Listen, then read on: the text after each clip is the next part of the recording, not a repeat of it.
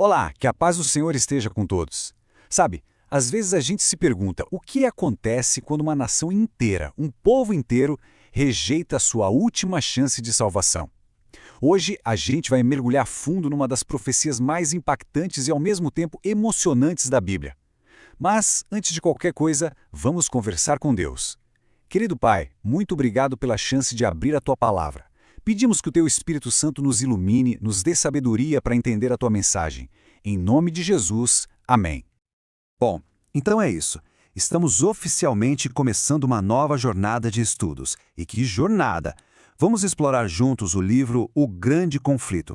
E olha, o primeiro capítulo, que fala sobre o destino do mundo, é tão denso, tão cheio de lições vitais, que a gente decidiu que não dava para correr com ele. Por isso, dividimos em 4 partes, para a gente poder saborear cada detalhe sem pressa. E esta é a nossa primeira parte. E se por acaso é a primeira vez que nos encontramos por aqui, seja muito, mas muito bem-vindo ao canal Nisto Cremos. Para não perder nenhum passo dessa caminhada, capítulo por capítulo, fica aqui o convite de coração. Se inscreva no canal e ative o sininho. Assim, a gente garante que nos vemos em todos os encontros. E o que preparamos para hoje? Bem, nesta primeira parte, nosso roteiro vai passar por 3 pontos-chave. Primeiro, a impressionante profecia de Cristo sobre Jerusalém. Depois, vamos tentar entender a comovente tristeza do Redentor, bem no meio de uma festa. E, por fim, vamos dar uma olhada na história da nação escolhida e, claro, no finalzinho tem um convite especial para continuar essa conversa. O nosso ponto de partida é um momento que define tudo. Tente visualizar a cena.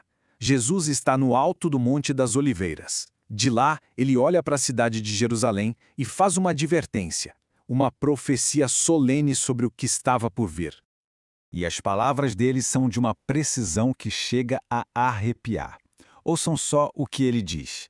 Ah, se tu conhecesses também, ao menos neste teu dia, o que à tua paz pertence, mas agora isto está encoberto aos teus olhos. Porque dias virão sobre ti em que os teus inimigos te cercarão de trincheiras e te sitiarão e te estreitarão de todas as bandas, e te derribarão, a ti e aos teus filhos que dentro de ti estiverem, e não deixarão em ti pedra sobre pedra, pois que não conheceste o tempo da tua visitação. É uma profecia terrível, detalhada e fatal.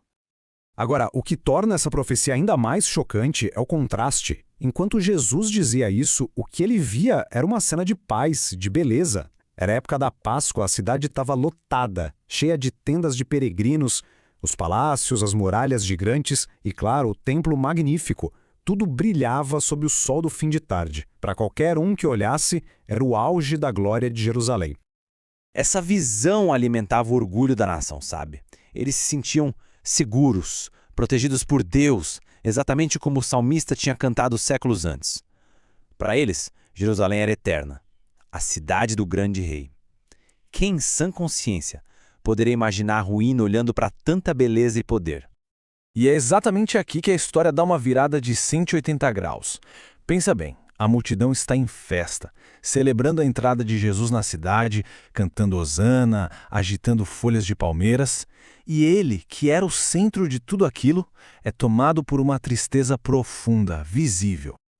O texto da Bíblia é curto, mas é de um impacto tremendo.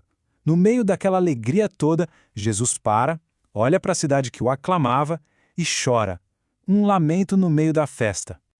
E aí fica a pergunta que não quer calar. Por que ele chorou? Ele era o rei, o filho de Deus, o Messias prometido. Aquela era a sua hora de triunfo. O que poderia causar uma dor tão grande naquele momento?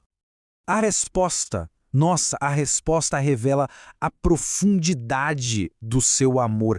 As lágrimas de Cristo não eram por ele mesmo. Ele sabia tudo o que ia acontecer com ele. O jardim do Getsêmani, a traição, a cruz do Calvário, mas não era a sua própria dor que o fazia chorar. O choro dele era por eles. Era pela sorte de Jerusalém, pela cegueira espiritual daquele povo, pela teimosia daquela nação. Aquele coração, que era puro amor, lamentava por aqueles que ele tanto queria salvar, mas que insistiam, de todas as formas, em rejeitar a sua graça. A dor de Jesus era a dor de um pai que vê seus filhos caminhando direto para um abismo e não pode fazer nada. E para a gente entender o tamanho dessa dor, a gente precisa dar um passo para trás e olhar a história. O que Jesus via diante dele não era só uma cidade, eram mais de 1000 anos de um cuidado especial de Deus por Israel, um passado cheio de privilégios que nenhuma outra nação teve. Pensa um pouco. Ali estava o Monte Moriá, onde Abraão provou sua fé. Foi ali que a aliança com os patriarcas foi firmada. Por séculos, profetas andaram por aquelas ruas. Sacerdotes ofereceram sacrifícios que apontavam para ele. E o mais incrível de tudo, a presença visível de Deus, a glória Shekinah, habitou no templo. Que outra nação recebeu tanta honra? E é aqui que a história fica realmente trágica. Existia uma promessa, mas ela era condicional. Se a nação tivesse sido fiel, se tivesse guardado a aliança, Jerusalém teria sido a capital eterna do povo de Deus, uma luz para o mundo inteiro. O potencial era simplesmente glorioso. Mas a história real foi bem diferente. A trajetória desse povo que recebeu tanto favor foi, na verdade, um registro quase ininterrupto de apostasia e rebelião. Eles resistiram ao amor de Deus, abusaram dos privilégios e, vez após vez, viraram as costas para as oportunidades que o céu lhes deu. E essa história de rebelião e principalmente as consequências dela é exatamente o que a gente vai continuar a desvendar. O que vimos hoje é só o começo, a ponta do iceberg da análise deste capítulo. Então, qual é a grande lição que a gente pode tirar deste primeiro encontro? É um alerta sobre as consequências sérias e inevitáveis de resistir ao amor de Deus, de menosprezar as chances que a graça nos oferece. É uma lição que atravessa os séculos e fala diretamente conosco hoje. No nosso próximo estudo, vamos ver como a paciência de Deus finalmente chegou a um limite e como aquela profecia de Cristo começou a se cumprir de uma forma terrível. A história é intensa e está cheia de avisos importantes para a nossa geração. Por isso mesmo, não se esqueça de se inscrever aqui no Nisso Cremos Channel para não ficar de fora da continuação. Que a paz do nosso Senhor Jesus fique com todos e a gente se vê no nosso próximo estudo. Até lá!